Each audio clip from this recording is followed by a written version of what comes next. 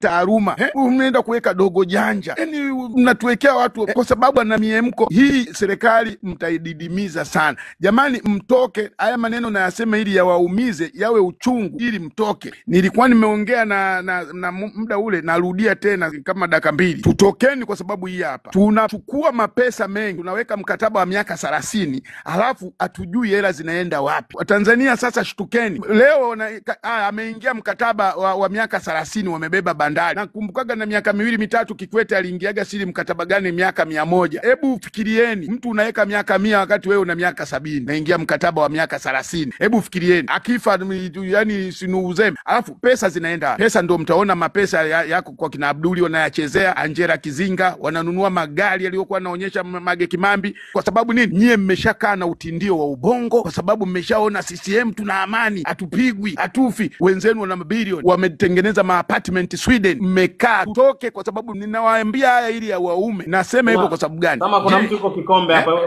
mwambie atoe Kikombe. Kuna mtu yuko Kikombe. Halo, mwenye Kikombe atoe au moderator mshushe. Moderator ukiona mwenye Kikombe mshushe. Ninarudia jamani.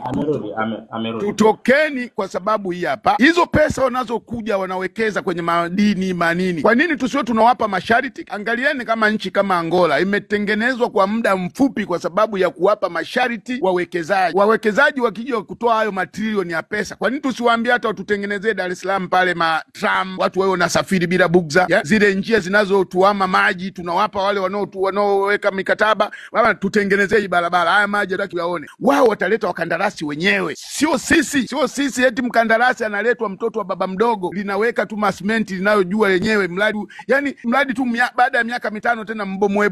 Usikubali. Angola wametengeneza mji wao kutokana na madini yao. Wanaingia mkataba, wanampa mwenye mkataba masharti. Tutengenezee mji wa Dar es Salaam, tunataka ufanane na Cape Town. Gharama itakuwa shingapi hizo? Basi hakuna tabu. Anatengeneza, anawekea matreni ya kisasa.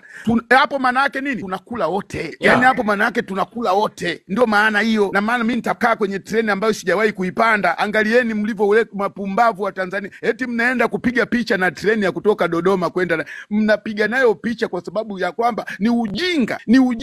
Ile ni hela yenu. Eti Mama Samia tunapiga picha, mnachukua wasanii wakapiga picha na treni lenyewe nasikia limegonga nyani tu, limeharibika. Sasa mkileta mwekezaji akatengeneza mji na tukawa tunapanda kwenye zile treni sisi wenyewe na tunakula pamoja. Yaani ukikaa sehemu nzuri na wewe umekula. Lakini angalieni leo tumeingia mikataba, hela zote anazo Rostam Azizi, Abduli anatanua tu, Angela Kizinga ana mahela tu, sijui Momba ana mahela tu. Kwa nini tusitafute serikali iliyo nzuri? Mikataba tunashirikishwa na wananchi, inaenda inafanywa bungeni na sauti tunasikia. Bana mgodi wa Buzwagi umepatikana trilioni 7, mwekezaji anaitwa Nuruvaz. Kwa hiyo tumeona baada ya hizi hela tumemwambia tutengenezee Dar es Salaam njia na nini, kataba miaka 5. Tunajua kabisa madini yale yanaenda kuitengeneza Dar es Salaam. Tuna migodi mingapi? Tungekuwa tuna majiji mazuri kama Afrika Kusini. Mkisikia Durban, mkisikia Cape Town, mkisikia wapi Port Elizabeth, unajua unaenda sehemu kama unaenda Ulaya. Lakini sisi tuna kila kitu, lakini tumekaa mabogas kila siku nikusifia tu.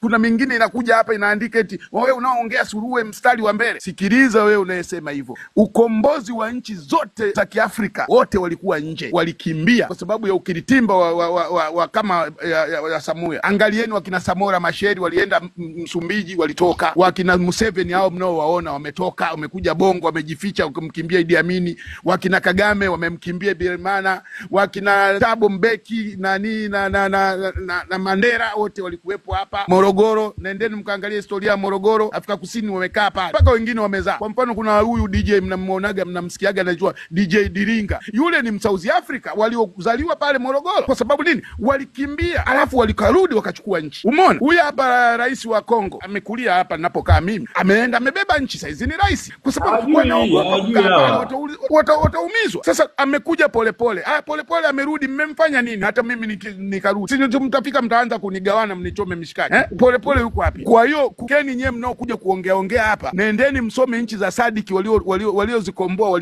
walienda wapi? wote walikimbia. Baadaye wakapata mikakati wakarudi, kwa sababu walikuwa wanaongelea pembeni, wanawaamsha wananchi wao. Walikuwa wanakuja wanaongelea Tanzania, wanapiga kelele kina Samora Machel. Hapa sisi wakina Obote kaja, sisi tuko wadogo. Kagame mwenyewe alikimbilia Uganda. Mmekaa tu Obote kaja hapa mpaka tukao tunafundishwa mashuleni kuimba nyimbo za Uganda. Mliozaliwa age zangu tulikuwa tuimbi mashuleni Uganda People Congress, tunakimbia mchaka, tunalazimishwa kuimba manyimbo ya nchi zingine. Kwa sababu nini? Kusupport ukombozi wa ile. Obote alijificha, baadaye alirudi akatawala tena pale Uganda. Lakini mtu ayakai akafikiria, yani yamekaa na mtindo. Ndio ninasema hivi, ile akili ya Buguruni Manzese, kama lile lidada linaitwa Maimasa wa Jesse, kila siku kuchukua klipu zetu hapa, linachukua klipu zetu hapa za Gen Z linapeleka kule, linachukua klipu zetu linaanza kufananisha, eti linashangaa eti mtu wa Ulaya kupewa hela bila kazi. Ni sababu ya kuishia Manzese Buguruni, utembei hawataki kutoka. Kwa hiyo mimi nimalize na hili, tutokeni kwa sababu ya kulazimisha hizi serikali haya mapesa yanayoingia kwenye madini tuwe tunakula wote. Narudia tena, tutokeni na haya mikataba tuwe tunakula wote, sio kwamba tupewe hela mfukoni. At least tuwalazimishe wawekezaji watengeneze kitu. Kwa mfano kama kule kwetu Geita, wewe unakuta mtoto wa Geita anakula likiazi libichi tu, amesimama barabarani, mbunge anapita anapunga mkono, katoto kameshakuwa na kitambi kikubwa kumbe safura. Kwa sababu nini? Afu kanatoka kwenye kama likaptula limetoka manani, asubuhi toto limeshikilia likiazi libichi. Yani ni ukiritimba. Afu eti ukiambiwa eti anatoka eti baba yake alihamishwaga chini, kulikuwaga na mgodi. Huyo mtoto anakula likiazi bichi, nyumba ya baba yake ilikuwaga na mgodi chini, akaambiwa hama. Hebu fikiria mtoto amepewa baba amepewa ardhi na madini, alafu nyie mnakuja hapa mnapiga kelele tu eti mtoke mpigwe. Hakuna, tunataka na tuzigawane na sisi basi na wananchi wapate. Nadhani mtakuwa mmenielewa pointi yangu ya nini sababu tunataka tutoke. Sio kama mnakuja hapa nyewe UVCCM mpiga kelele. Sasa ndio nawaeleza. Nchi mnapompa Baba Levo, nchi mnapompa Babu Tale, mnampa Shabaraka, Dogo Janja, Haji Manara, mnaenda wapi? Kuna nchi hapa unawapa watu wa hivyo wani Shabaraka si Kangamoko. Huyu naye wacheza draft. Yani hawawezi wakawa na akili ya kuchanganua ili Mtanzania upate chochote. Tukataeni umbavu huu. Tukishaukataa umbavu huu utarudi kama zamani. Mbunge lazima awe na CV. Mbunge aje, nimesoma. Tunamsikia kama mbunge, nimesoma chuo sijui cha nini German, nikaenda Denmark nikachukua sijui nini degree, naombeni kura zenu. Kama zamani sisi, wakati sisi ndio tunakuwa wabunge walikuwa wanafika kule nyumbani wanakuja, nilienda German nikasoma kozi miaka 2 nikachukua degree, nikaenda si wapi, naombeni kura zenu. Nasema yes, ili bunge kweli. Lakini sasa hivi mbunge wa sasa hivi, namaliza, mbunge wa sasa hivi Babu Tale atajitambulishaje? Hebu niambieni huko nyewe kwenye comment. Babu Tale sasa nataka kuomba kura. Nilicheza draft Manzese nikakutana na kijana. Nilivomaliza nikaenda kwa mkubwa Fera. Kwa hiyo naombeni kura zenu. Upumbavu wa hali ya juu, mbunge na CV ya kijinga kabisa. Alafu mnategemea kuna nchi ya mbunge na CV ya kucheza draft, lingine lina CV ya kucheza kubeti. Alafu na nyewe mnakuja hapa Baba Levo. Hana akili ya kufikiria. Asante sana. Mimi nimemaliza. Karibu Jikoman. Jikoman, karibu una dakika zako 3. Au ni mwimbaji? Karibu kaka. Asante sana. Mimi nataka kusema kwamba tuko kwenye njia sahihi, sababu tunasimamia haki, na haki mara zote inashinda. Yaani tunasema jema linashinda baya. Sisi tunapigania jema. Wao wanatumia nguvu na kuua watu, wao wanafanya kiovu. Manake kwenye realm of spirit wameshashindwa tayari. Kwa sisi tusimame hapo, tusimamie haki. Kwa mtu yote anayebeza ni mtu tu amenunuliwa, amedanganywa, amefanywa drama hizo theater wanazotengeneza za uongo, lakini mtu yote ndani ya nafsi yake, kwenye kina cha nafsi yake, kila Mtanzania anajua ukweli, na kila Mtanzania anajua hichi ambacho sisi tunafanya ni cha kweli. Kwa hiyo na mwisho wa siku ukweli utashinda, uongo unatenga kwenye ukweli, si ndio? Exactly. Yep. Sasa hivi naenda kuimba nyimbo moja ya mtu anaitwa Trace Chapman, inasema talking about revolution. Finally the tables are starting to turn.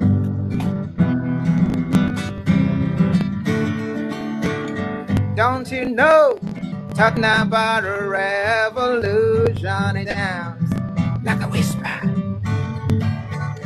Don't you know, talking about a revolution, it sounds. Finally the tables are starting to turn, talking about revolution. Finally the tables are starting to turn, talking about revolution. Talking about revolution, while they're tender welfare line. by the doorsteps of those means of salvation, wasting time in unemployment lines, sitting around wait for promotion. Don't you know, talking about a revolution, it sounds like a whistle. Don't you know, talking about a revolution, it sounds like a whistle. Run, run, run, run, run, run, run, run, run, run, run, run, run. Check better. Run, run, run, run, run, run, run, run, run, run, run. Finally, the tables are starting to turn. Talking about revolution. Finally, the tables are starting to turn. Talking about revolution. Talking about revolution. Talking about the revolution. Wow, that's fantastic. Thank you so much, my brother. Wow, wow, wow, wow. Wonderful. Thank you so much. Thank you very important. Who are you, please, Kiswahili? Okay, auntie karibu. Auntie nani? Auntie mimi, auntie G au nani? Kwani kuna auntie wangapi hapa? Si wewe hapo jamani, auntie G. Hapo juu kuna auntie mmoja. Aya, asante. Asante kaka Nurubazi. Mimi wito wangu nilikuwa nasema tutoke kwa wingi, kikubwa namba. Mabango, jamani, msisitizo wa mabango. Yaani mtu na bango. Mtu na bango. Kwa sababu bango ndo kitu ambacho kinatutoa kwenda kuelezea dunia. Yaani bango ndo tutaonekana kwamba kweli hawa walikuwa ni waandamanaji, na maandamano yenyewe haya ni maandamano ya amani. Kwa hiyo mimi nilichokuwa nasisitiza tu bango na namba na utokaji style ni ile ile jamani. Utokaji style ni ile ile. Kwa sababu ukisema kwamba nisubiri mwenzangu atoke, hapana. Toka. Usisubiri kwanza mwenzio atoke. Yaani utoke, tutoke, sio utoke, tutoke. Tutakaoweza kufika Ikulu haya. Tutakaoenda kuelekea UN haya. Lakini kikubwa lengo, ujumbe ufike. Tunachotaka kwenda kuiparalyze serikali. Samia must go. CCM must go. Hilo ndilo lengo letu. Tumechoka kuuliwa watu wetu, tumechoka. Tunahitaji hakuna amani bila haki. Asanteni. Tanzania karibu. Haina shida utapata. Amen. Inshallah tunaenda kushinda. Pamoja sana. Naombeni mumfollow Tanzania hapa. Naombeni mumfollow. Naombeni dakika moja watu 1100 kama hujamfollow, kama tumfollow 1 2 3. Let's go my people. Watu wote naomba tumfollow. Watu wote 1100 kama hujamfollow naomba mfollow. Mfollow ashuke nani? Watu wengine wapande. Hii account yako umeweka private nani itakuwa? Nani Tanzania? Yako private. Okay, watu wote naomba tumfollow nani Tanzania. A comment. Huyu hapo juu. Sasa comment je nakati yuko hapo juu. Yuko hapo juu. Anaongea. Unambonyeza tu hapo juu, mnamfollow. Tosho karibu. And King the Dude, what's up my brother? Good to see you. Asante kaka Nurubazi. Kabla sijaendelea nilikuwa nakuomba hii story ambayo umezungumzia chini ya kapeti, kama itawezekana irekodiwe alafu tuishie kwenye platform zote ili watu wajue kabisa sehemu salama ni kutoka, sio kubaki nyumbani. Kwa vyote ambavyo umeviongea, kama itawezekana irekodiwe alafu utugaie tuweze kushare kila sehemu. Nikija moja kwa moja kwenye hoja, narudia kauli moja kaka Habili alisema maandamano yetu ni ya amani na bila kikomo. Na haya maandamano ni maandamano ambayo mama mwenye mtoto anaweza kaandamana, wazee na watu wenye ulemavu. Japo kwenye hizi siku 2-3 kwenye kuhusu wazee, akina mama wenye watoto tulishaliacha pembeni, ila niweze kukumbusha, ikiwa nyumbani sio sehemu salama na kwenye maandamano ndio sehemu salama, basi akina mama wote wenye watoto, watu wenye ulemavu, tuende kwenye maandamano ya kunyonge kwa jina Yesu. Sisi kwa bwana tunakunywa maji ya visima, maji ya mabawa, afu kuna mtu anakunywa maji ya fiji. Tunavunja in the name of Jesus. Tunakanyaga. Mungu saidie nchi yetu ikuwe huru kwa jina Yesu. Nchi yetu ikuwe huru kwa jina Yesu. Ninakanyaga maroho ya ufiji. Baba tazama, nikimalizia maombi haya Bwana. Wengine Bwana tunaomba kwa maombi kwa imani. Wengine tunadai haki yetu, anatushikia viuno, anatuambia angefanya. Tutaptapa screen jamani.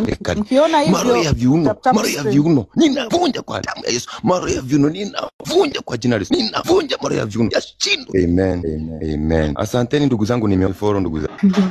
Jamani, tutaptapu screen. Amen. Maombi yamefika. Ya, asante Trump. Asante Trump. Aya, fungua sasa agenda ya leo tuendelee jamani. Tuna siku mbili, yes. Kama masaa 48 au 30 na kitu kuelekea tarehe 9 Disemba. Tunafikaje kaka Trump? Endelea. Maombi bwana yamekuja na emoji huko watu wanacheka, lakini ndo maombi hayo. Tutafanyaje? Ndo maombi hayo.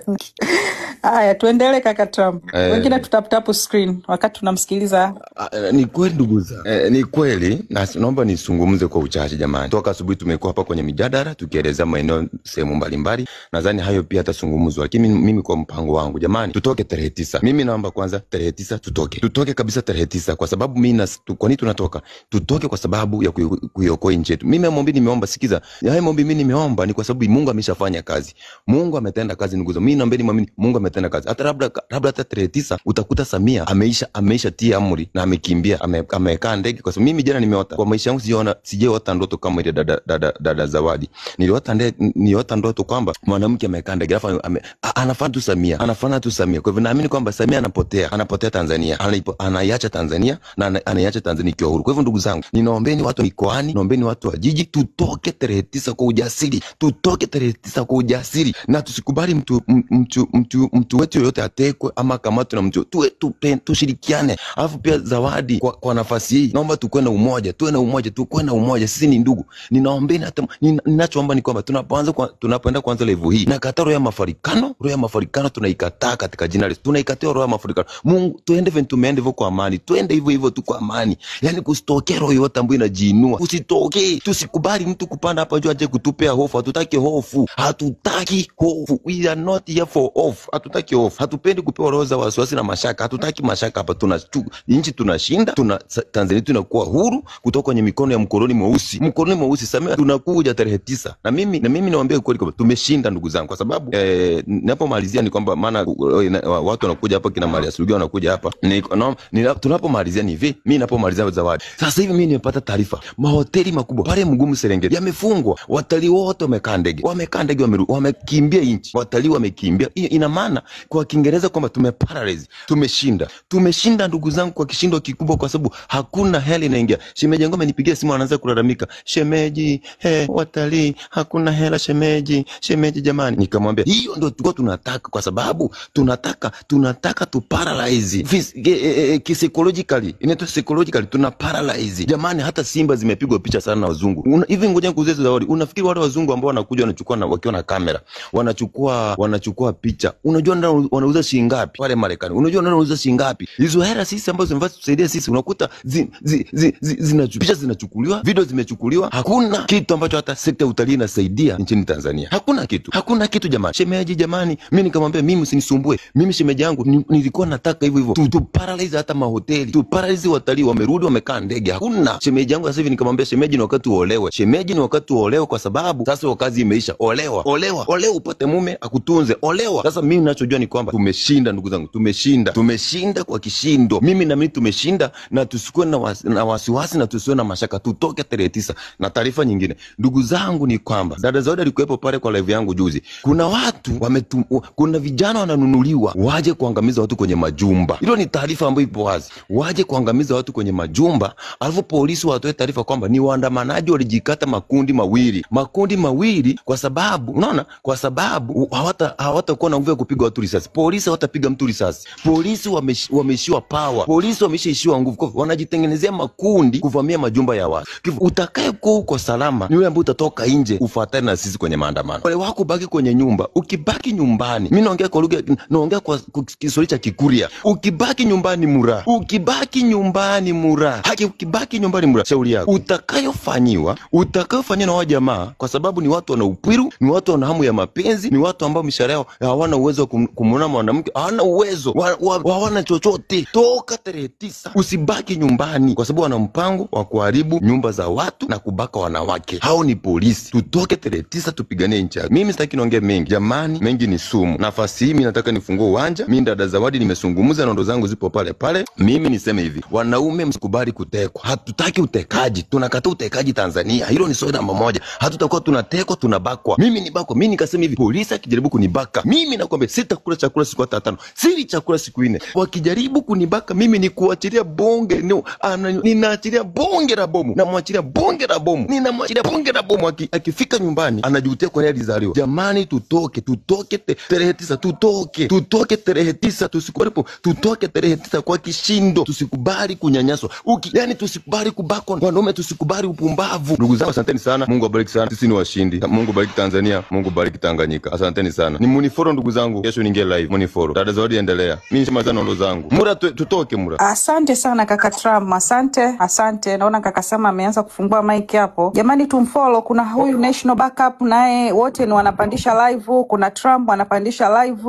Hebu wafollow hao watu kwa sababu akaunti zao zimekuwa zikidondoshwa mara kadhaa. Sasa wanahitaji kupanda live. Jamani, kumfollow mtu sio kana kwamba labda kuna kitu anapata. Lengo ni kufikisha ujumbe, live ziwe nyingi. Kama mnavyojua hizi live zinashambuliwa sana. Kwa tunavyopata akaunti nyingi zenye mlengwa kama huu, inakuwa ni rahisi ujumbe kufika kwa haraka sana. Kwamba hii inaanguka, tunakwenda kwa Trump, tunakwenda kwa National Backup, tunakwenda kwa mtu yoyote. Na pia itakuwa rahisi wewe kupata notification endapo kama kuna live kama hizi zinakuwa zinaendelea. Sasa hebu tufollow hao watu. Wanatumia mabando ya kwao, wanatumia simu ya kwao, wanatumia muda wa kwao, wanatumia kila kitu cha kwao. Ni vile tu kwamba ni uzalendo, wanaweka live kama hizi na sisi tunapata nafasi ya kuja na kuchangia hii mijadala. Lengo tukaikomboe taifa, tukaikomboe nchi yetu tarehe 9 Disemba. Kwa hiyo follow hapo, tuko watu 1400. Nategemea mpaka saa hizi Trump angekuwa na watu 1000, National Backup 1000, wote kaka Sama pale, wote. Na kama bado hujamfollow host, follow host sasa hivi. Tuendelee na kutap screen, gonga kioo chako cha simu mara nyingi unavyoweza,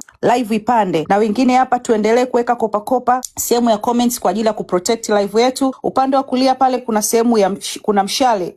Ule mshale unakupeleka kwenye kushare live sehemu nyingi na kwa watu wengi. Tuendelee na kupiga nondo kaka Sama, upande wako. Okay, sorry huyu nimembonyeza, nilikuwa nataka apande nani ule animal yule ambaye tulikuwa tuna mashaka alikuwa Mamerea, nimemuona hapa. Alafu Juno sijui yuko wapi, ni muda kidogo hatujamsikia dada Juno. Jana nilimuona panda. Jamani, okay jamani, tutap basi.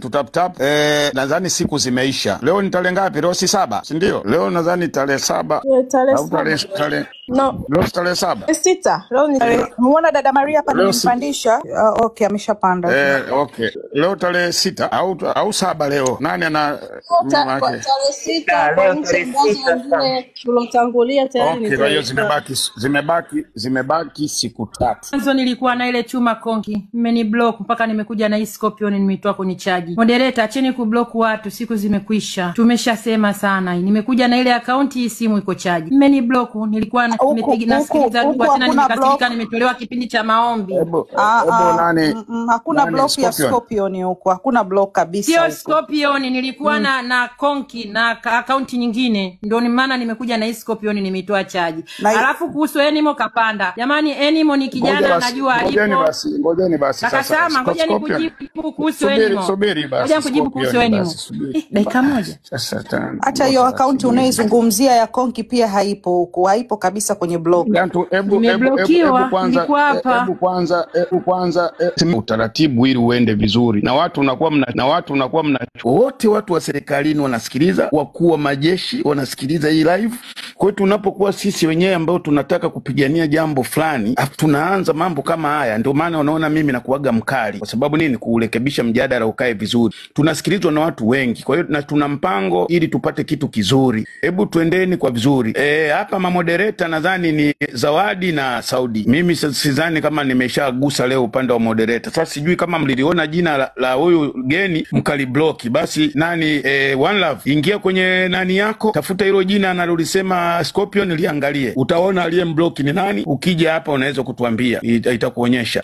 Kwa hiyo jamani, mjadala tunataka, kwa sababu mgeni wetu tulikuwa tumemkaribisha, ameshafika. Ndio maana tuweke mambo sawa kwanza, aongee kwanza, na sisi tutakuja kuendelea na mambo yetu. Karibu dada Maria. Asante sana, asante Sama na kila mtu. Jamani, nimefurahi, nimerudi tena. Jana nilianguka, sijui ilikwaje, nikawa nashindwa kurudi. Nadhani kuna kitu anafanya, maana hata mwanzoni nilivyoingia hapa ilikuwa inacheza sana hii live. Kwa hiyo poleni sana, hivi vitu si tumeshazoea huko kwenye X, kwenye space ndio kawaida yao. Sasa nilikuwa nimekuja kwa sababu nilikuwa nimepata pia na ujumbe, ni kama vile hatukumaliza mjadala wa jana. Kwa hiyo nilikuwa nimekuja kwa sababu ya ile swala la Dar es Salaam. Kwa hiyo sitaki kuwarudisha sana, lakini niliambiwa baadaye, nikapata message nyingi kwamba kuna bado mkanganyiko kuhusiana na UN na mengine. Sasa nikasema ngoja nirudi ili nitoe ile hoja ili mnielewe vizuri, labda mlikuwa mjanielewa vizuri jana.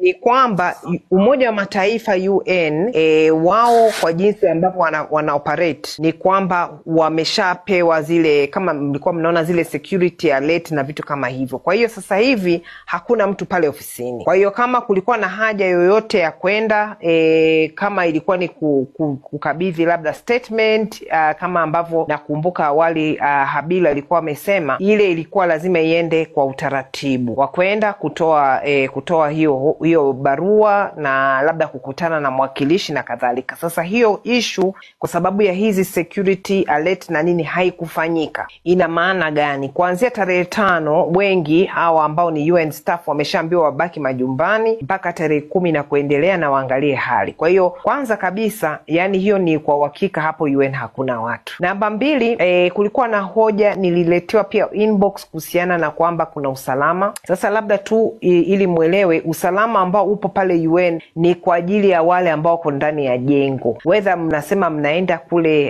kule karibu na mlimani au mnaenda wapi, ni kwamba usalama uko kwa ajili ya staff. Yani wao wanafanya kazi na hizi security agencies, kama ni hiyo agency inaitwa sijui whatever, basi ndio hao wao kazi yao ni kusimamia tu kwa wale staff ambao wako pale. Na zaidi wanasema kwamba watu wasiingie. Kwa hiyo kama umeshawahi kufika UN, kuna utaratibu mkali sana kuingia. Yani mageti lazima upeleke sijui kitambulisho sijui vitu gani. Kwa hiyo kwenda kule hakuna usalama zaidi, kwa sababu kitu ambacho kinaweza kikafanyika maximum ni kusanyika mbele ya hiyo jengo. Wakija hawa washenzi wakiamua hata wafanye chochote, hawawezi kuingilia wale ma security guard, kwa sababu wao wanalipwa tu kwa ajili ya kuprotect wafanyakazi wa UN huko ndani. Kwa hiyo hivi ni vitu ambavyo ni muhimu sana sisi tuelewe, kwa sababu naona kama vile watu hawaelewi vizuri hiyo. Lakini la 3 ni kwamba lengo ya kwenda kule, wakati awali kabisa Habila alizungumzia na mimi pia niliwasiliana naye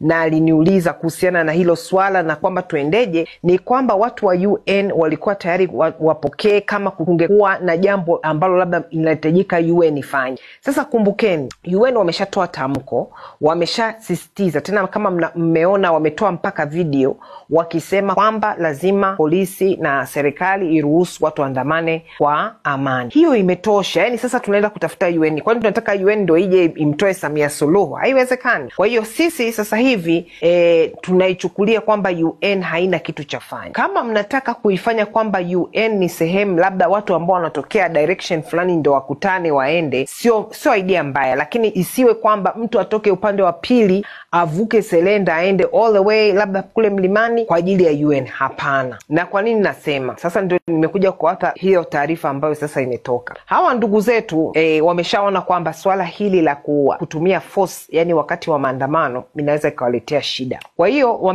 kama mna hiyo taarifa, nadhani wengine mmeona kuanzia Instagram na kwingine, wameshaanza kuwaita watu wa umoja wa vijana. In fact mimi na uhakika kabisa umoja wa vijana wameitwa, wengine wa sehemu mbalimbali nchini wameitwa Dodoma, na kuna wengine wamekusanywa wako Dar es Salaam. Na kitu ambacho wameambiwa sasa, ninawaambia kabisa, ni kwamba waendae mabango ya kumsapoti huyo Bi Kizimkazi. Alafu baada ya hapo wanachotaka ni kwamba hawa wawai. Kwa hiyo wanasema kama tumeshakubaliana bunge labda na Ikulu, wanaenda kuwai asubuhi sana, wafike pale, hawatabugudhiwa. Wakifika pale wafike na mabango, watatoa hayo mabango, wapigwe picha. Alafu baada ya hapo wanaanza kukata internet nini waseme sijui kuna vurugu na vitu kama hivyo. Kwa hiyo mkueni makini kwenda kukutana nje ya City Center pale ambapo tunaelekea Ikulu. Ina maana kufika kule ni saa 5, saa 6, saa 7. Kingine wamejipanga kuzuia watu kuingia mjini. Sasa hivi tayari wameshawapiga mkwara mkubwa sana bodaboda, bajaji, wameshaanza kuwanyima mafuta, mara waambie kwamba watu wasiende, wasitumike, vitu kama hivyo. Sasa ile ni kwa sababu gani? Hiyo ni kwa sababu hawataki watu waweze kuingia ndani ya ile City Center. Ndio maana maana pale Jangwani waliweka nguvu kubwa last time, hata this time lazima wataweka madude yao, sisi tunayajua. Nimeambiwa leo kuna mtu ameenda kupiga doria kidogo akasema ile barabara ya kuelekea bandari wameshaweka vizingiti na wameweka jeshi. Nikamwambia hiyo haijalishi, hakuna mtu anataka kwenda pale na gari. Kwa hiyo kumbukeni kwamba lazima twende karibu kadri tuwezavyo na city center. Kwa hiyo kama mnakutana, kama mnatafuta ile collection point, kama mnasema kwa mfano UN, msiseme UN mnaenda kukutana sijui saa 2 ndio mtoke. No, yani kama mmesema watu ambao labda wanatokea maeneo fulani wakutanie hapa. Kama iko mbali, mnatakiwa mkutane mapema, hata saa 12, saa 12:30, na inabidi watu waamke mapema. Yani lazima mkutane mapema ili muweze kusogea karibu na city center. Kumbukeni wao pia hawajalala. Wameshaanza kufanya kazi kubwa kuweka hizo vizingiti na nini ili waweze kuzuia. Mnaweza hata mkapigwa mabomu ya machozi, mkafanywa nini. Of course kama nilivyosema, sasa hivi imeshakuwa dhahiri shahiri kwamba kitu ambacho hawatafanya ni kupiga risasi. Hicho kitu imeshaonekana kwamba hakitaenda. Sasa hiyo ambayo inatakiwa ni kwamba watu kama ikiwezekana mkikubaliana ni watu waende straight maeneo yale ya Ikulu. Kama mnaona kwamba lazima kwenda kwa makundi, basi mnakubaliana katikati ya mjini. Kwa hiyo jana nakumbuka kwenye ongeongea kwa mfano tulisema Mnazi Mmoja. Haina maana kwamba tu wakae pale Mnazi Mmoja. Tuna upinzani mkali kweli, lakini mazali vijana na wenyewe wamejipanga, wakitoka huko tunahamia mradi mjadala uendelee. Labda unaweza tu kumalizia pale tulipokuwa tumefikia, dada Maria, watu waelewe vizuri. Watu kila mtu ajue kabisa kesho tuko wa pamoja, tusigawanyikane tena jamani. Kesho tujue kabisa tuko pamoja. Yala tusifungue live ya majungu, tutakuwa tunaharibu kila kitu. Tujitahidini tuwe na msimamo mmoja, kama hiyo iwe tupa kufikia na kuondokea, lakini tusitulete maneno. Yani sioni hata point ya kugombana. Karibu dada Maria. Asante. Mimi nadhani tu ni uelewa, lakini ni hivi, nadhani tumeshakubaliana. Kufika UN hasa kwa watu ambao wako Tegeta kwa mfano na sehemu nyingine, wale ambao wanataka kwenda pale UN ya Mlimani, wale ambao wanataka kwenda pale UN ya Mlimani, kubaliana ni wapi sawa, lakini destination ni Ikulu bandari iko maeneo hayo, alafu kuna ile ya airport. Kuisha habari. Lakini sababu ya kufika Ikulu ni kusema Samia must go. Kulikuwa na mwingine anasema sijui akishatoka watu wakitusikiliza tutuambia tuondoke. Hakuna. Sisi tuondoke sababu gani? Kuondoka ni kwamba kuweka pale kambi na kusema Samia must go, na kwa amani kabisa ni hivyo. Yani mpaka tutakaposikilizwa. Kusikilizwa ni watu watakapoondoka. Yani Samia Suluhu atakapoondoka, atakapojiuzulu na serikali yake, hapo tutakuwa tumekubaliana. Yani ni very simple, hakuna maneno mengi. Hivyo ndio ilivyofanyika sehemu yote duniani, kwa sababu sisi ujumbe wetu unaeleweka. Hakuna maneno mengi. Hivyo ndio ilivyofanyika sehemu yote duniani, kwa sababu sisi ujumbe wetu unaeleweka. Hakuna maneno mengi. Hivyo ndio. Naomba nizimie mic. So mimi nilikuwa sitaki kuongea sana, niko hapa kusikiliza, na nimegundua pia kaka Sama ulizungumzia kuhusu point hizi collection point au mahali pa kutania ni muhimu kwa sababu ya wingi, lakini isiwe kwamba lazima ikutaniwe tu sehemu moja. Kwa hiyo mtu asitoke kutoka mbali kuvuka kwenda sehemu ya mbali, iwepo kwamba labda hizi njia 3-4 ambazo tunazijua kubwa, wakubaliane kwamba kama mtu atakuwa na woga au hataki kwenda peke yake, basi wakutane sehemu fulani ndio aendelee. Ni hivyo tu, mimi ndio nilichokuwa na shauri. Lakini hii ya UN iwe kama collection point, sina shida. Destination Ikulu, kila mtu ajue hivyo akilini. Hata leo tukikatiwa mtandao, kila mtu anajua tunatakiwa kukutana Ikulu. Wisha habari. Hiyo ni kweli. Jamani, nadhani mmesikia wote na mliounganisha live ambao mmezishare sehemu zingine, tumeshakubaliana UN iwe kama ni sehemu tu ya kukutanikia na kuenda kuongoza. Tusiiweke UN kama vile inaenda kutusaidia msaada tutafunguliwa getini. Hapana. Ingekuwa ni siku ya kazi kama alivyosema Abiri, inawezekana mkafunguliwa pale itapotokezea tatizo, lakini sio siku ya kazi. Na dada amefafanua kwamba siku hiyo wale wafanyakazi watakao kuwa wamejifungia ndani au ndio wana msaada, sababu itakuwa ni siku ambayo sio ya kazi. Kwa hiyo tukaeni tukijua hivyo. Umeshaona? Kwa hiyo tukaeni tukijua hilo. Kwa hiyo tusigombane tena jamani leo. Iwe mwisho, tusije tukasikia tena maneno. Mimi jana nilinukuu tu maneno ya dada Maria. Kwa hiyo mlivyoniataki sio kwamba ni mimi nilitoa mawazo. Maana dictator sijini. Yaani leo nimejadiliwa kwenye live mpaka mimi nikawa nakaa chini na cheka. Anyway, haya tusiazungumze sana. Tuna wageni hapa wapo. Nadhani dada Maria ukiangalia jana ulimsikia hapa Justice, lakini vile vile yule dada Zawadi alikuwa na ratiba ile, nadhani alisema atakutumia inbox. Labda tukaribishe na mawazo mbadala sasa. Karibu dada nani karibu Twa, baadaye ataingia True Justice na siasa. Karibuni. Na mjadala nadhani mmeuelewa. Mzozo ulikuwa ni kuhusu kwamba twende tukaanzie maandamano yetu UN. Sasa imesemekana UN itakuwa ni siku ambayo sio ya kazi, patakuwa pamefungwa. Kwa sababu watu wengi wana taarifa ya UN, tupafanye kama point tu ya kutanikia watu. Lakini mimi wazo langu kubwa, watu tuwe wengi. Tukiwa watu wengi tunafanikisha mambo mengi. Karibu Twa. Asante. Nimepata fursa ya kusikiliza, lakini mimi nitachangia leo kwa kifupi sana kwa sababu tuna mambo mengi sana ya kufanya. Kwanza niwapongeze kwa consistency watu wote ambao wanafanya hizi harakati. Lakini la kwanza ambalo mnapaswa kujua, sisi Chadema tuliandamana mwaka 2020. Haya maandamano ya sasa sio ya Chadema. 2024 sisi tuliandamana. Nani Twa, kabla hujaendelea nataka tu nitengeneze. Kuna mtu anachangia hapa, Sama heshimu waandamanaji. Sasa labda nimpandishe aseme waheshimiwe vipi. Unajua ili maneno yasiwe yanakuwepo. Wewe unaosema Sama heshimu waandamanaji upande, kwa sababu sioni kama nimewavunjia heshima waandamanaji kwa sababu hao wanaweza kawa ni UVCCM. Huyu apande.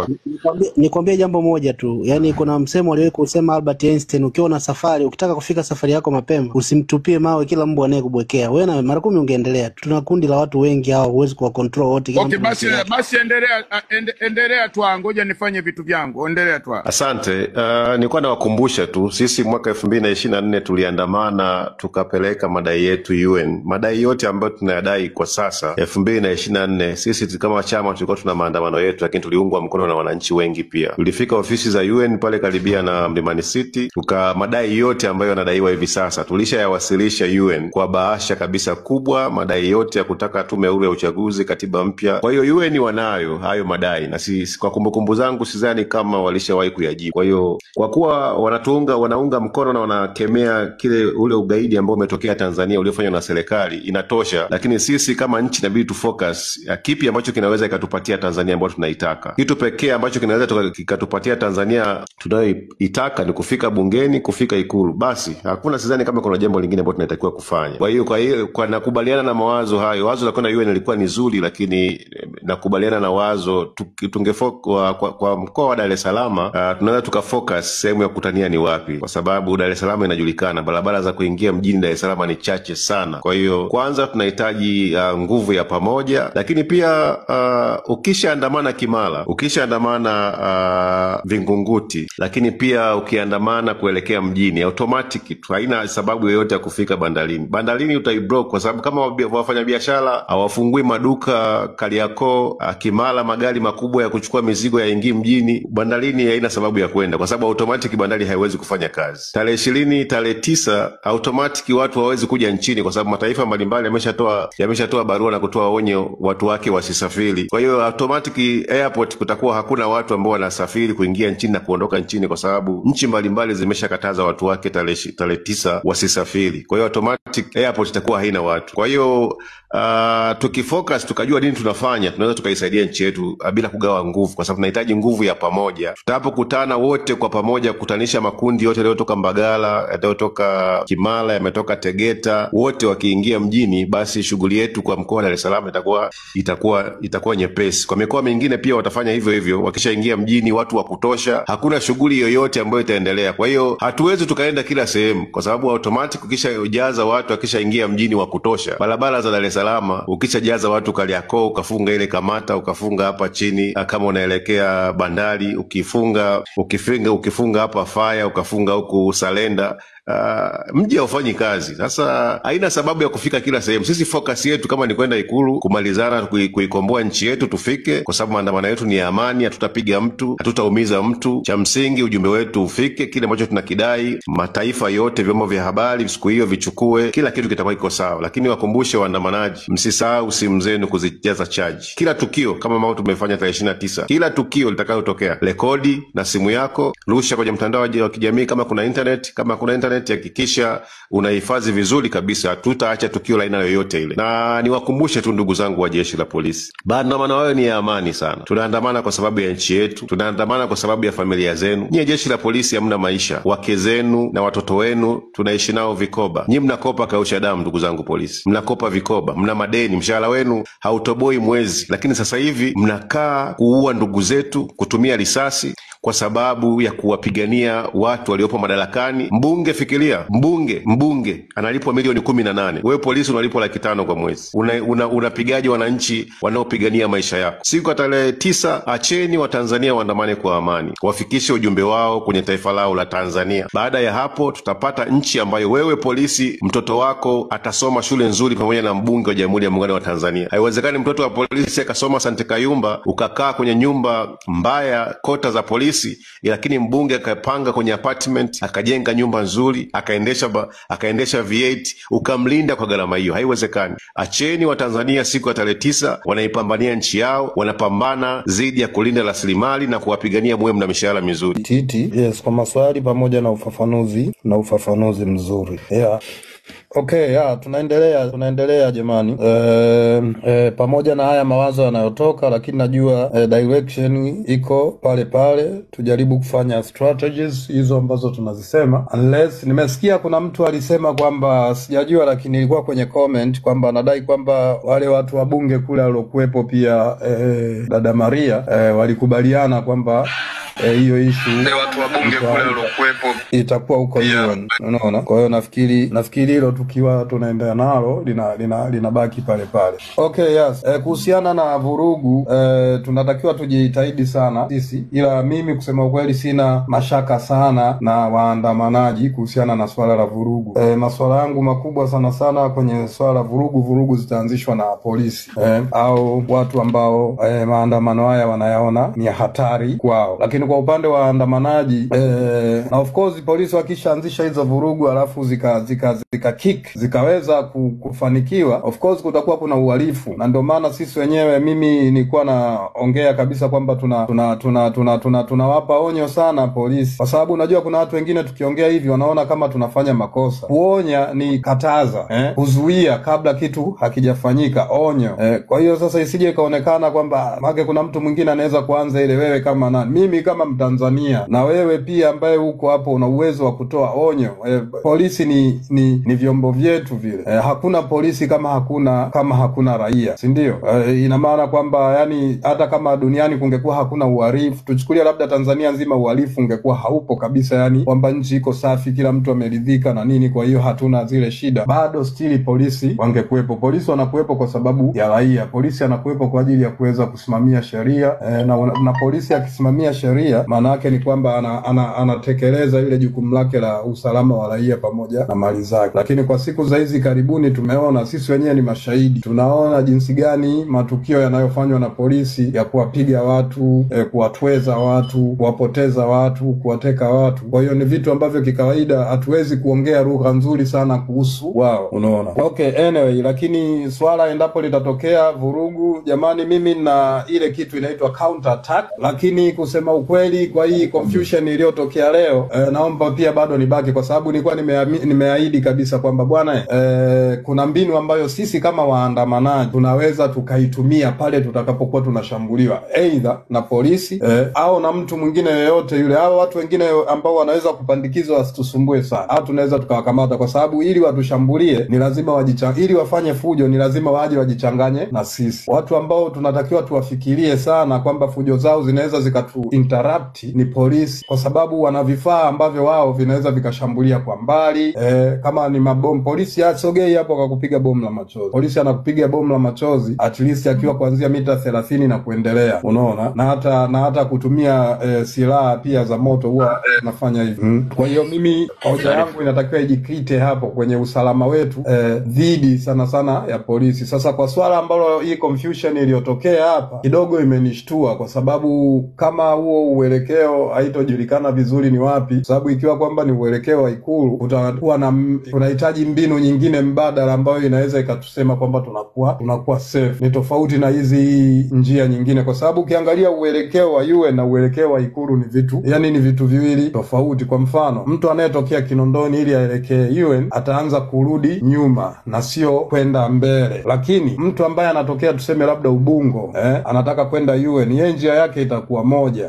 Sasa hao wa Kinondoni wakiwa wanakuja kwa mfano UN, maana yake wanakuja kutengeneza muunganiko na wale watakaotokea Ubungo, watakaotokea Manzese, na mimi nafikiri hilo ndio lilikuwa lengo kubwa zaidi. Tusitegemee kwamba tutapokelewa pale UN sijui tutapewa maji ya kunywa. Kwanza ile jengo lenyewe kama anavyosema hapa Tanzaniano ni sehemu ndogo sana na ni finyu. Kwanza sisi tutakachofanya, nafikiri ile jengo kikawaida tulitakiwa tulizunguke tu lote, yani tuhakikishe tunalizunguka ile jengo lote alafu tunakaa pale, na nafikiri hiyo ndio ilikuwa mada, lakini sio kwamba labda tunaingia ndani.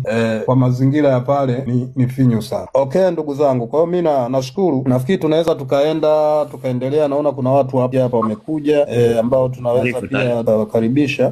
Kuna bwana God bless me, lakini pia kuna haki upiganiwe. Tuanze na bwana God bless me, tafadhali karibu. Msikia na taarifa kaka Henry. Taarifa nani huyo? Sijaisikia ni nani ana taarifa. Mimi hapa God bless. Taarifa. Yes, ndio wewe tayari nimekwambia. Karibu. Asante. Sasa nimekusikia kaka Henry hapa. Wewe unachanganya watu ndugu yangu. Watu washakubaliana kwamba mwelekeo ni Ikulu. Na hapo mnaposema UN apata kuwa na kazi ni weekend hiyo, afu ni holiday. Apata kuwa na watu, ofisi haitafanya kazi. Kwa mkienda pale mtaenda kudhibitiwa. Mwelekeo uwe Ikulu. Na so lazima ngoja kwanza bwana God bless. Hii ambayo imekubaliana, ngoja kwanza samani kidogo. Sasa mimi ndo nilikuwa moderator hapa kwa muda karibia wa masaa mawili sasa. Ni wapi imeamriwa hiyo? Hebu tupe hiyo taarifa. Imeamuliwa wapi? Ilikuwa ni bunge lipi kwamba watu uelekeo ni Ikulu? Kwa kina Sama kwa akiwepo Sama na Maria Sarungi.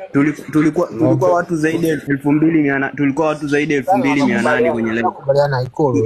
Walikuwa 2800 mpaka 2900 kule. Akiwepo Sama, kiongozi mkuu Maria Sarungi. Sisi wenyewe tulikuwepo. Ngoja kwanza, sisi wenyewe tulikuwepo na tumejaribu kujoin kama mara 3 na mpaka tulipewa nafasi ili tuweze kuuliza maswali. Ikatokea kwamba zile live zilikuwa zinadondoshwa. Sasa kuna mtu ambaye tulikuwa tumemwagiza hapa anaitwa Tanzania Gen Z, tukaambia bwana, kwa sababu sasa kuna shida, hebu wewe nenda kule usikilize ni kitu kipi ambacho kitaongelewa kule na kujadiliwa. Sasa wewe unapokuja sasa hivi hapa na kusema kwamba hiyo imeamliwa na sisi hatujapata taarifa, na nyinyi ni surangeni kabisa kwamba ndo ile sasa labda ndo hizo zinakuja, na hizi ndo confusion ambazo tulikuwa tumezisema. Okay, Gen Z Tanzania hivi, Gen Z Tanzania popote pale ulipo unaweza ukapanda hapa juu tafadhali.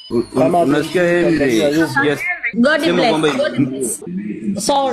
Sorry kuinterrupt, lakini kama alivyosema kaka Henry, sisi pia tulikuwa tunasikiliza huko kwa kina Sama. Kama mnakumbuka, nisaidie mtoto wangu. Kama unakumbuka Gifted ambaye ndo alikuwa sijui ni host au moderator, alikuwa anaongea akasema hivi kwamba jana kwenye bunge la jana watu walipiga kura, watu 400 na kitu na 50 sijui huko, wakawa wamesema wamekubaliana makutano ni UN. Achana na habari leo baada ya Maria kutoa maelekezo kwamba hakutakuwa na watu, hamtakuwa attended, kwamba pia is risky kwa ofisi za UN, wafanyakazi hawapo, lakini ikaonekana kwamba jana watu walipiga kura na maamuzi yakatolewa kwamba makutano ni UN, which Maria akasema pia is up to nyinyi wenyewe mtakavyokubaliana. Kama mtaamua kukutana UN ndio muende Ikulu kila kitu. Kwa tuna uchungu sana. Kuna mwingine unakuta usipoteze lakini ukawa na uchungu na taifa lako. Mtu kama mimi nina uchungu sana na taifa langu la Tanzania. Pindi ninapoona utekaji unaendelea, ukandamizaji wa demokrasia unaendelea, kuna majibu, watu wanasimama kututukana, matusi, hakuna kauli thabiti zinazoweza kujenga na kuponya. Kwa hiyo ni kitu ambacho naweza nikasema kwamba sisi kama Watanzania tuungane. Sisi ndio vijana tuliobakia kutetea taifa letu. Hakuna vijana wengine watakao toka mbinguni kuja kutetea taifa zaidi ya sisi tuliobaki Tanzania. Kwa hiyo kama kuna mtu naamini kwamba wewe usipoandamana utakuwa salama, baki nyumbani. Kuna wengine walikaa ndani na wakapigwa risasi, kitu ambacho kinasikitisha sana. Sasa unajiuliza usalama wa wewe Mtanganyika, usalama wa wewe Mtanzania uko wapi? Kama ulibaki ndani na ukapigwa risasi, kuna haja gani ya kubaki ndani? Tokezeni kwa wingi ndugu zangu. Tunaposema tutoke, tokeni ndani, msikae ndani. Ndani hapa uruhusiwi kukaa ndani pa moto, kwa sababu unaweza kukaa ndani unakula risasi. Hao watu wamejipanga vitu ambavyo ni vya ajabu. Mauaji kwao ni sehemu ya maisha yao. Shazoea kama maisha ya kuua. Kwa hiyo msikubali kukaa ndani. Kama mtadanganywa kwamba kaeni ndani, kwa sababu mpaka sasa hivi hamjapewa defense ya kwamba ukae wapi mpaka sasa hivi. Sisi tumeona usalama wetu ni barabarani. Eti kama wangekuwa wanakanusha maandamano na wanawapa defense hata ambao hamtaandamana, ingekuwa ni nzuri zaidi. Ingiwaeleza nyinyi kwamba mkae wapi ambao mnakataa maandamano. Wengi wanaokataa maandamano ukiwafuatilia hao, wengi unaweza kushangaa kuna sehemu amewekwa. Kwa hiyo nyinyi ambao wa hali ya chini mnaambiwa kataa maandamano 1 2 3, hamjaandaliwa makazi, mtawekwa sehemu gani? Labda kama kuna mtu anaweza kusema kwamba yeye kaandaliwa makazi gani ya kuwekwa. Hamjaandaliwa bado makazi ya kuwekwa. Kwa hiyo muwe makini sana mnapoambia maandamano jeshi la polisi aliruhusu halitafanya hivi. Mwisho wa siku na mwisho wa picha linakuja ni kwamba nani anayejua maandamano haya yatakapofanyika? Nani polisi atamjua nani msio muandamaji na nani muandamanaji? Sababu wengi waliokamatwa kuwekwa ndani sio wote walikuwa na waandamanaji. Wengine walikuwa kutoka sokoni, wengine wanatoka kusaga. Na ndio maana mimi kuna watu wakicomment ujinga kwenye baadhi ya comment za watu, huwa wanatumiaga zile picha za maiti. Na dada alipigwa risasi katoka kusaga unga. Yuko na kindoo cha unga pale kapigwa risasi. Sasa unajiuliza, hii serikali inakataa maandamano, sawa, lakini maandamano kama maandamano wanakataa, wale ambao hawataandamana wanawekea ulinzi gani? Kuna ulinzi gani juu yao kwa watu wasioandamana? Hilo swali tujiulize sana. Sasa wewe utakayekaa nyumbani, yani wanawatofautishaje kwamba hawa hawataandamana, hawa wataandamana? Kwa sababu sisi tunaoandamana tuko hapa na tunasema, na kuna muda unafika tuko barabarani. Sasa wanawatofautishaje? Ndio kitu ambacho kinaleta mazila makubwa sana. Kwa hiyo wakisema kwamba eti hatujapokea barua, hatujapokea kinani maandamano haya wanaosema ya amani, hatujapokea, taarifa wanazo, na sisi tumesema tuko kwenye maandamano tarehe 9 na hicho kibali kimeshawafikia, na wanajuaje kama ni maandamano kama wanasema hawajapokea barua? Wanajuaje kama ni maandamano? Wenyewe mpaka wanakubali kuyasema hadharani na kuweka vitisho. Kama wanaamini hayapo, kwa nini waweke vitisho? Mimi nitegemea sasa hivi serikali ingekuwa inachukua hatua kwamba wale ambao hawataandamana tutawakinga vipi? Kwa sababu ilifika hatua walipiga risasi mpaka watoto wa mitaani. Watoto wa mitaani wameuliwa, watoto wa mitaani ambao hawana kosa lolote, wala hata hawajui hata kulala kwao kwenye shida, wakapigwa risasi mitaani. Defense yani usalama wale watu ambao sio waandamanaji ukoje? Sasa wewe kaa ndani kiamini uko salama. Mimi nakwambia endelea kushabikia tu kwamba kataa maandamano sio mazuri, sina nini na nini. Tumeshawaambia tarehe 9 ni maandamano barabarani, tuko barabarani. Wewe kaa ndani, kwa sababu tayari kuna kikundi kimeandaliwa. Tunaambiwa kuna vikundi vinaandaliwa wa UVCCM ambavyo hivyo ndio vitakavyoenda kufanya mauaji mitaani huko. Sasa wewe kaa ndani ukiamini uko salama. Toka barabarani, ungana na wenzako. Kushinda njaa, kupoteza siku zako 4-5 ukidai haki yako sio kosa. Amkeni ndugu zangu, mimi yangu ni hayo. Asante sana akiupiganiwa. Umeongea vizuri sana. Mimi kwa upande wangu ikitokea kwamba wanasema tusiandamane, kuna ulinzi sehemu yenyewe ambao nitaruhusu, yani nitakubali ili nisiandamane, labda kama wataniambia niende nikakae Ikulu. Kwa Tanzania kama tunapewa ulinzi wa Ikulu, wote twendeni Ikulu au vipi? Lakini tofauti na hapo, nafikiri barabarani ndio sehemu salama, na hata huko Ikulu kwenyewe ni kwa muda. Waandamanaji wakijaa pale Ikulu kwenyewe inakuwa sio sehemu salama tena. Kwa ndio maana tukawa tunazungumzia kwamba endapo mambo yanaweza yakawa vizuri, tutaanza kuangalia maeneo kama uwanja wa ndege, tuhakikishe viwanja vyetu vya ndege vyote tunakuwa tunaweza, yani vinakuwa viko chini ya usalama wetu. Kwa nafikiri hicho ni kitu muhimu sana. Nikaribishe mchangiaji mwingine. Nafikiri hapa alikuja pia Amuri Msewa, karibu sana. Alafu baada ya hapo tuna Jasusi Jeusi, huyu namuona organization, huyu ni mwenzetu tuko naye. Alafu kuna Rusi Bebe, ya. Karibu bwana Amuri. Nashukuru sana kwa nafasi ndugu zanguni. Nafikiri mimi sio mgeni sana, nawafuatilieni sana ndugu zanguni, na kwa wale ambao hawanifahamu inawezekana lugha ya Kiswahili ikawa ngumu kidogo, lakini nitajitahidi. Nipo nje, sipo Afrika, lakini nawafuatilia sana ndugu zanguni. Nafikiri kila live ambayo inahusisha maandamano mimi naifuatilia kuzidi hata nyimbo ambazo wasanii wa huko wanaimba.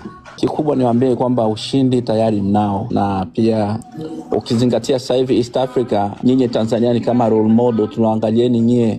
Mimi ni Mkongomani, lakini macho yetu yapo kwenu, tunaangalia je, na sisi tunaweza kama nyie?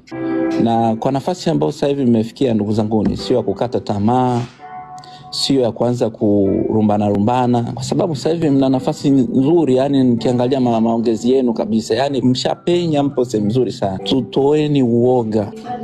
Njia pekee ya kutoa uoga ni kuangalia vijana au watu ambao walitangulia kuuawa. Sasa wewe ni nani kama Polepole sijui ameuawa au hajauawa? Wewe ni nani?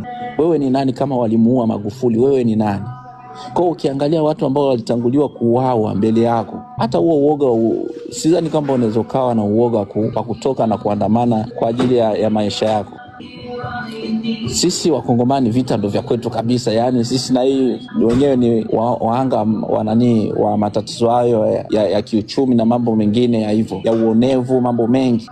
Lakini macho yetu yapo kwenu. Role model wa East Africa ni Tanzania sasa hivi. Ndugu zangu, msirudi nyuma. Katika mkoa ambao naona kabisa hamjauseti vizuri katika kuandamana ni Dar es Salaam. Hebu kaeni chini leo, mmalize msozo wa Dar es Salaam. Mtabinya sehemu gani ambao mtaenda mtafiti kabisa, kiasi kwamba hapo ndo kabisa mshikilie hapo, kiasi kwamba activities zote za serikali ziwe zime paralyze hapo kwenye hayo maeneo ambayo mtayashika. Kama ni Ikulu, kama ni bandarini, kama ni airport, kama ni kwenye madini, yani shikeni sehemu ambazo unamjua kabisa nikigusa hapa ndo penyewe. Cha pili, ndugu zanguni, ningewaombeeni kuatieni moyo. Tunao uwezo wa kuwasaidia kwa chochote, lakini tunaogopa kwa sababu sasa hivi serikali kama inafikia kununua silaha za kuua watu, inakosaje kumuonga mpishi bilioni 1 atie aweke sumu kwenye chakula ili mfe wote? Tunao hofu ya kuwasaidieni. Kwa hiyo sisi huruma yetu ni kwamba nyie mnaenda kupambana peke yenu bila chakula. Lakini msizani kwamba mpo peke yenu, ndugu zanguni. East Africa yote nzima, Burundi, Kongo, Rwanda, Uganda, kwa zile nchi ambazo zinadhulumiwa na viongozi, macho yetu yote yapo hapo kwenu. Nyinyi mkishinda, East Africa tumeshinda, kwa sababu hiyo nchi yenu ndo nchi ambayo ni kitulizo, yani ni kama nchi ya utalii ya East Africa. Lakini sasa hivi inaomba ukombozi ambao itaendeleza utalii ambao na uzungumzie. Samani kidogo Amuri, kuna watu wanataka kupanda, naomba nitoe taarifa kidogo alafu nishuke. Utaendelea Samani. Samani host unaniruhusu? Hello. Karibu, nitoe taarifa yako. Okay, nimewasikia huko UVCCM wanasema hiyo siku ni siku ya mapumziko. Kwa hiyo kama ni siku ya mapumziko inabidi kutakuwa na askari wengi barabarani, watakuwa wanakagua watu vitambulisho. Kwa hiyo akasema kama siku ya mapumziko wanasema naandamana ili iweje kati sio siku za kazi, wametangaza ni mapumziko. Kwa hiyo watu kutakuwa na kukaguliwa vitambulisho. Kwa hiyo kama kuna mtu ana kitambulisho hakikisha amebeba. Sasa sijajua kwa haki ya mtu kuandamana anatakiwa na kitambulisho akiwa anaandamana, sijajua kisheria hapo imekaaje, ila tu nimesema nitoe taarifa just in case. Alafu kama unaongea kwamba kuna watu wapo nje ya nchi wanashauri wenzao watoke mapema wawahi kuuliwa mapema, yani as if wanajua kwamba wanaenda kuua tena. So yani I don't know, ila tu cha msingi I don't know kwenye swala la vitambulisho, sidhani kwenye haki kisheria mtu anaruhusiwa kubeba kitambulisho siku ya maandamano. Jasusi toa kikombe jamani. Mtu kinani akiwa na simu nyingine ajitahidi. Yani unajua hii live tunaiprotect kweli, nafikiri mnaona nani aliyotokea. Asante kwa taarifa dada. Labda niongee na kaka Hendo, anaweza kaongezea hapo ambapo nitakuwa panahitaji kuboreshwa. Kwanza tumesema kwamba watu wanakutana kwenye viunga vyao alafu ndio wanatokeza kwa wingi. Hiyo ni namba 1. Namba 2, maandamano, watu wanaandamana wasiokuwa na kazi, wenye kazi, wafanya biashara, wanafunzi walioko under 18, Gen Z ni grupu kubwa ambalo pia wengi wako under 18, na hicho wanachokisema kwamba ni siku ambao hamna kazi. Yani UVCCM wametafuta kila aina ya kituko, yani mpaka ndio maana anasema wanajitekenya, wanacheka wenyewe. Alafu kitu kingine wanadiscuss huko, wanasema kwamba watu ambao unajua kwenye ile live aliyokuepo nani yule, nilikuwa kwenye ile live aliyofungua One Love something like that ambako Sama yupo. Unajua kwenye live ya Led Now walikuwa wanamsikiliza live. I don't know, watu wanaopanda hapa juu wanajiconnectisha na wale wa kule wanakuwa wanawasikiliza mnachoongea. Kwa hiyo wakawa wanasikiliza kila anachoongea Maria Sarungi, wanasikiliza kila anachoongea Sama, wanasikiliza mipango kila kitu, alafu wanacheka. Haijalishi.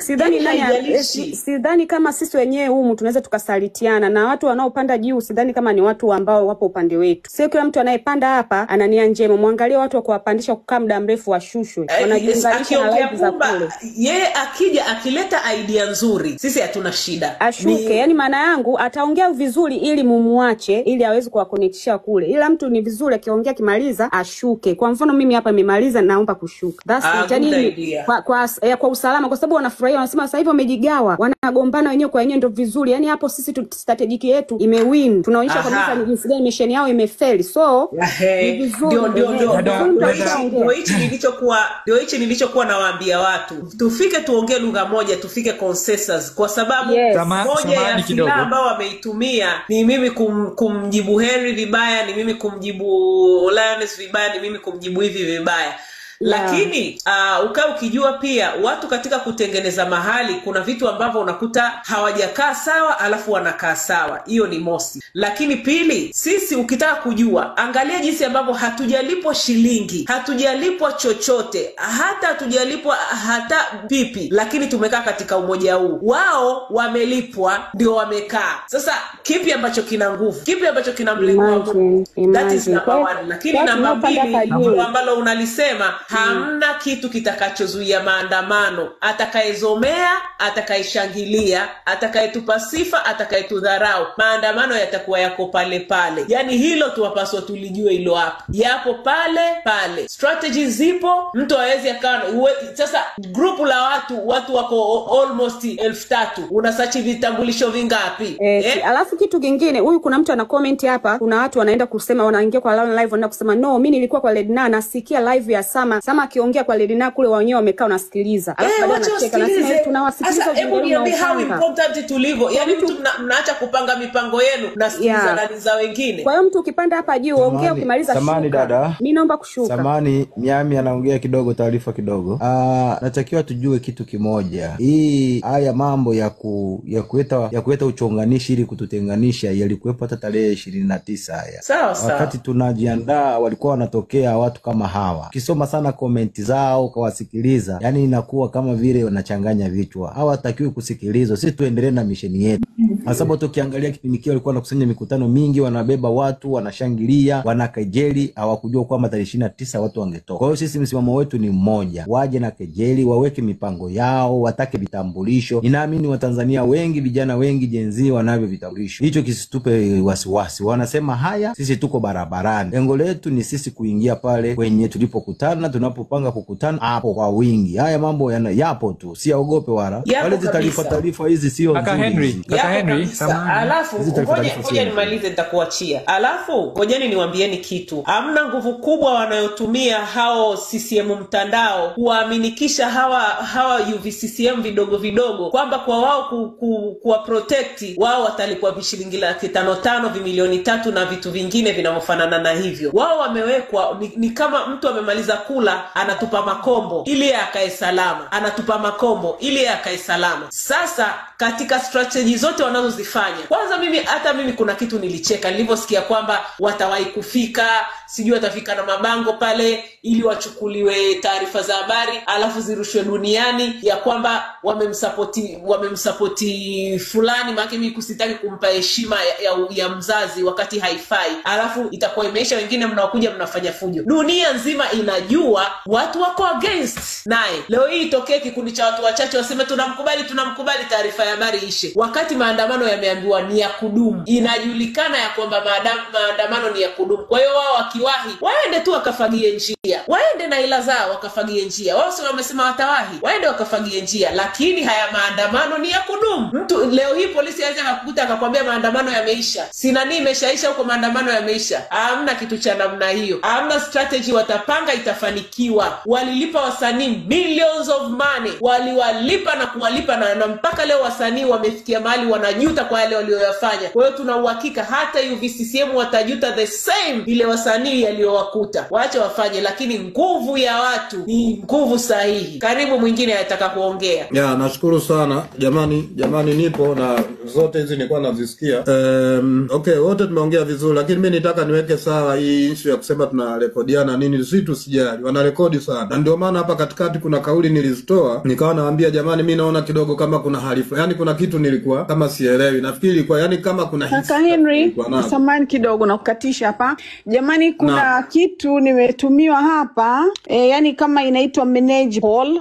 Hii manage poll inasema kwamba kukutania wapi, kama yani unapiga kama kura. Sasa hivi mimi nimeona hapo. Kuna mtu yote ameona kwenye simu yake, au kwa sababu mimi ni host ndio maana imenijia kilink, yani kimekuja kwamba yani uchague manage poll ni Ikulu au UN, na nimeona kwamba percent inaonyesha, nimechukua screenshot hapa, percent inaonyesha kwamba watu walio vote ni Ikulu 100%, na watu waliochagua UN ni 0%. Sasa mimi nadhani na wameniuliza mimi hapa kwamba nichague, yani niweke kura yangu. Mimi naona hiki kama kimtego, siwezi kubonyeza chochote hapa. Na nyinyi kama mkiona mmetumiwa hicho kilinki pia, kwa sababu sijui hata kimefika vipi, naomba msikibonyeze. Inawezekana ikawa mtego, hawa TCRA wanaanza kutumia hivi vitu. Si mnakumbuka wakati wa uchaguzi election tulikuwa tunaendesha live hapa, kulikuwa kuna linki pia tunatumiwa kuhusu mambo ya election sijui nini na nini. Ile linki tulikopo hatuibonyezi kutoka TCRA. Hivyo basi hata kama nyinyi sijui mtakipata hiki kilink, naomba msibonyeze Ikulu, naomba msibonyeze, yani msichague chochote, msitie vote ya aina yoyote. Nasema hivyo na kichukulia picha pa screenshot sasa hivi. Haya, tuendelee na mjadala. Ndo yangu hayo tu. Asante sana Lioness. Unaona wanajipa ushindi wa 100% kila sehemu. Hawa ni wenyewe. Haiwezekani hii baada ikaja hapo wetu wakasema kwamba 100%. Mfupi tu kwamba wanaweza kupata